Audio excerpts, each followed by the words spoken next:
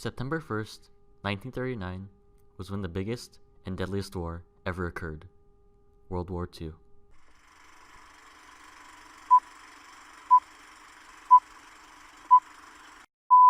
On a consensus from most historians, over 70 million people died in the war, most of which were innocent civilians. The Allies fighting against the Axis powers, two superpowers fighting for the fate of the world. From the war came horrifying acts of systematic genocide, mass starvation, and the creation of the atomic bomb.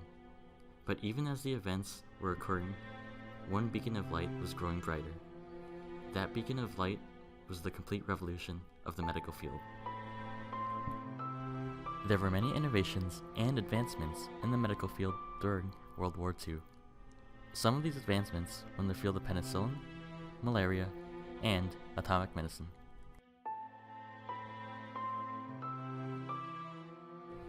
Since its accidental discovery in 1928 by Sir Dr. Alexander Fleming, it has become one of the most widely used antibiotics in the modern world. But soon after, its usage and popularity skyrocketed due to the outbreak of the Second World War. During World War II, it was regularly used to treat bullet wounds and infections. The use of penicillin was a vital part of a soldier's life. If one of the soldiers happened to be shot or infected, they could quickly administer it with one of their personal kits. Quickly injecting penicillin into themselves rapidly killed bacteria, slowing down the spread of infection, causing the mortality rate to decrease significantly throughout the war.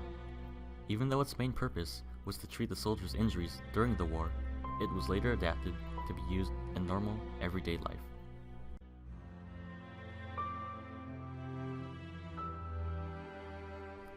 After some time, the Allied armies noticed that their troops were dying rapidly. When the medical staff was ordered to conduct research in the tropical regions, they unsurprisingly found out that the culprit behind the large number of deaths was malaria.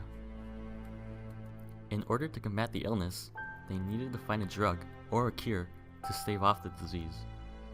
In a series of experiments, the Allies created atabrine, quinine, and chloroquine. All of these newly developed medicines were mass-produced and distributed to soldiers all over the tropics in order to stop the malarial menace once and for all.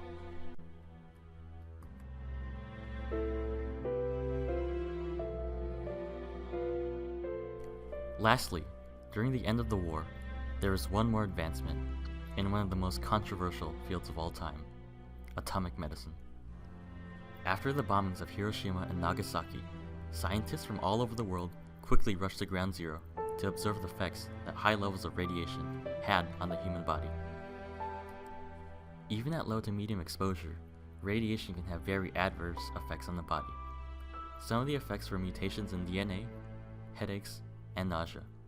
But at higher doses, the effects became more observable and severe.